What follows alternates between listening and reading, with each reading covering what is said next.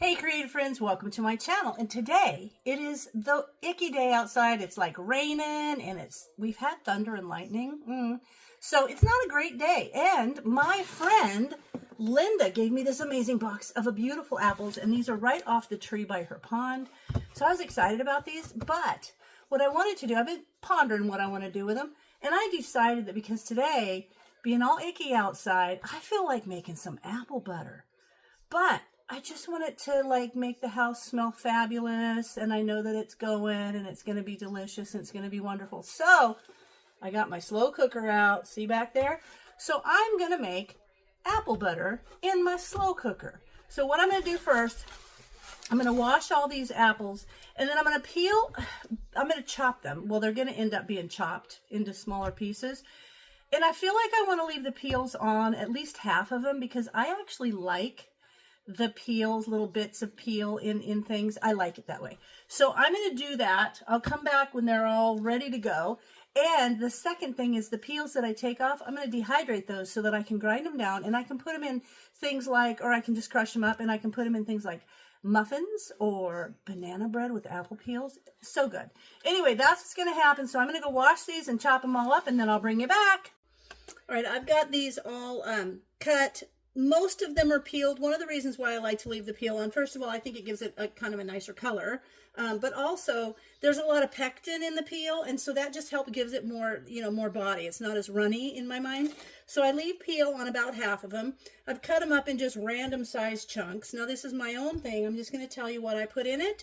Now I've got about 1/3 of a cup of regular sugar, and then 1/2 cup of brown sugar. You don't even have to put that in if you don't want. You can add less sugar if you want. I have, because I love it, a tablespoon of cinnamon, because I don't think you can ever have too much cinnamon. And I have a teaspoon of allspice. And then I have 1/2 teaspoon of fresh ground nutmeg. These are the things that I like in my apple butter. Now all I'm going to do is mix this around so everything's really coated well. And then I'm going to put this on the slow cooker. You can do it for like on high for about 5 hours or on low for like 10. So once this gets going, your house is going to smell so good. So you'll probably want to do it on 10 hours. I know I am. Anyway, and you can stop it anywhere in there because it's going to go through a phase where it's chunks apples. Then it's going to be applesauce, and then thicker and thicker into apple butter. So if you want to stop this at the applesauce stage, that's fine too. Is this for canning? No. I'm going to freeze this. I'm not going to can this. I'm just going to put it in my awesome Super Cubes containers and freeze them in kind of individual portions. If I was to make applesauce, I might take some out and do that. But then the rest of it, I'm going to freeze it in different smaller portions for apple butter. And then that way, kind of like a freezer jam. You make freezer jam. This is just freezer apple butter. So that's what we're doing here. So now I've got this pretty well mixed up. I just want to make sure everything on the bottom has this. I don't need to add any liquid because plenty of liquid will come out of the apples. So there. These are actually really good. They're really kind of mild, but then have a little zing to them. So they're kind of good. I like these little apples. All right, so there we have it. Now I'm going to put this on the slow cooker for about 10 hours, and I'll bring you back when I decide that it is the right thickness that I want it, and I decide to take it out. I realized I forgot to tell you, when you get to, like when I say the point, you'll want to take some out and do a little immersion blender, and then if you cook it down, it'll be thicker, but you can take some out and use an immersion blender and then see what kind of thickness it is. And sometimes I'll do that and think, you know what, I want it cook a little longer, and I'll put it back in there and continue to cook it. But as it cooks, you can take an immersion blender and kind of mix it up and get it to the consistency you want. I hope that explained it, because I realized I forgot to tell you, it just doesn't become applesauce. You actually have to wait for the apples to get soft enough, kind of use your immersion blender, blend them down, and then get it the consistency you want. And if you need to cook it down and down and down to make it a butter, then that's what you do. I hope that helped explain that.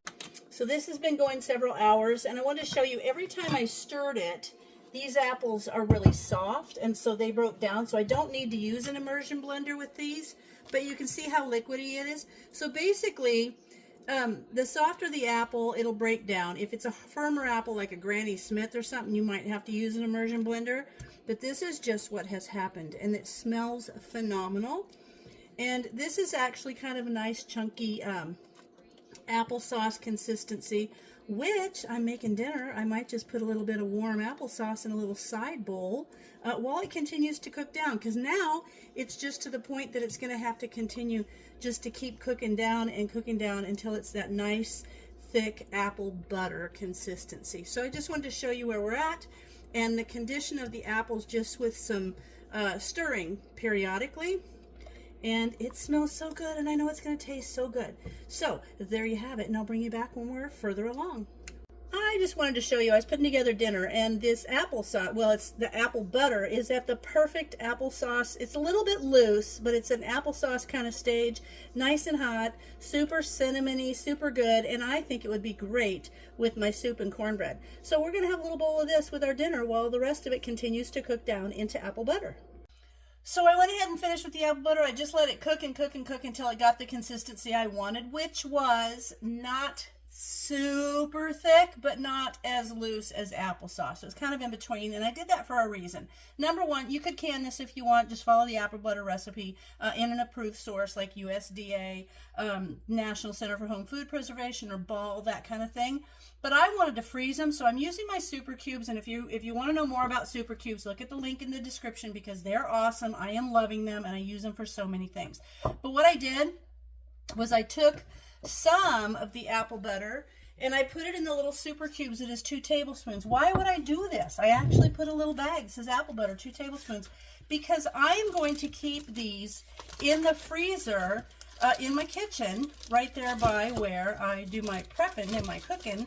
Because what I want to do with these is just have them handy for when I make my little, I eat instant oatmeal in the morning, and I can pop one of these in, and as I make my instant oatmeal, and give it some really good flavor. So that's why I wanted the little 2 tablespoon mix.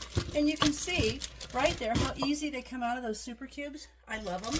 So now I can just reach in there and I can put one little 2 tablespoon cube of the apple butter in my oatmeal when I make it. That's going to go right in my freezer. Now I've also got them in the 1 cup measure of the super cubes, and what I want to do with those is I want to vacuum seal each one, because I'm going to use my Wevac vacuum sealer, and you can look over my product reviews and see more about this, and there's a link down in the description about it too, because they're having awesome specials right now. You know, they've got all kinds of really good sales for like Black Friday and stuff, so check it out. But what I'm going to do is I'm going to put one of these 1 cup blocks in here, and it's kind of like freezer jam, okay?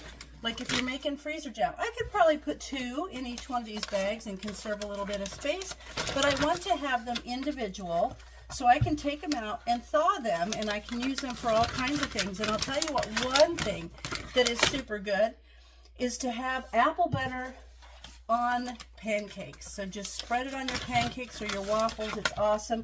But this way I can take it out.